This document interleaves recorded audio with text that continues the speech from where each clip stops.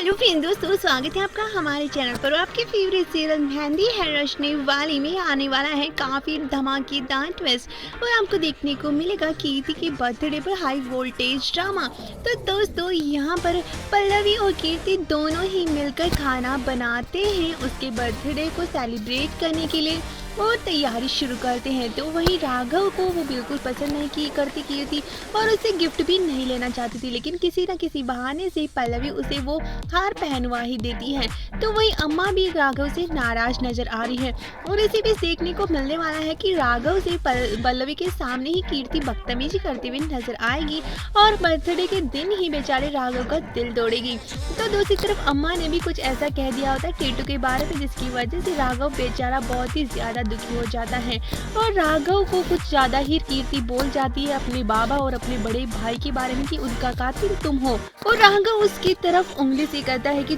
बस बहुत हो गया, बहुत मैंने तुम्हारी बकवास सुन लिया, बस करो। लेकिन कीर्ति चुप होने को तैयार ही नहीं होती और उसकी बदतमीजी बढ़ती ही जाती है। तो पल्लवी से जोरदार थप्पड़ मार देती है और इसको चुप करवा देती है और कह देती कि तुम्हें अपने भाई से बात करने की बिल्कुल तमीज नहीं है, अगर कोई गलतफहमी है तो तुम ऐसे दूर कर सकती हो। और दिखाया जाता है कि पल्लवी और राघव के सामने पल्लवी जोरदार थप्पड़ मारती है और कीर्ति को बहुत ही बुरा लगता है और अब उसे लग रहा है कि कहीं ना कहीं पल्लवी ही अब राघव का ही साथ दे रही है और उसकी अभी तक तुम्हें पता नहीं है पल्लवी कि तुम ये राघव कैसा है, तुम्हारे साथ भी तो बहुत कुछ गलत किया है। और यहाँ तक कि बाबा के मौत का जिम्मेदार भी राघव ही और इस बात को लेकर पल्लवी को तगड़ा झटका भी लगता है। लेकिन बदतमीजी कीर्ति की बर्दाश्त नहीं होती तो वो उसे थप्पड़ मार देती है और इसके बाद नए बर्थडे के दिन ही सबका मूड ऑफ हो जाता है। तो इसी बीच में राघव का मूड सही करने के लिए पल्लवी उसके लिए कॉफी बना के लाती है और इनके बीच में एक बार फिर से वो सब कुछ ठीक करने की कोशिश करती है और राघव फिर पूरी सच्चाई पल्लवी को बताता है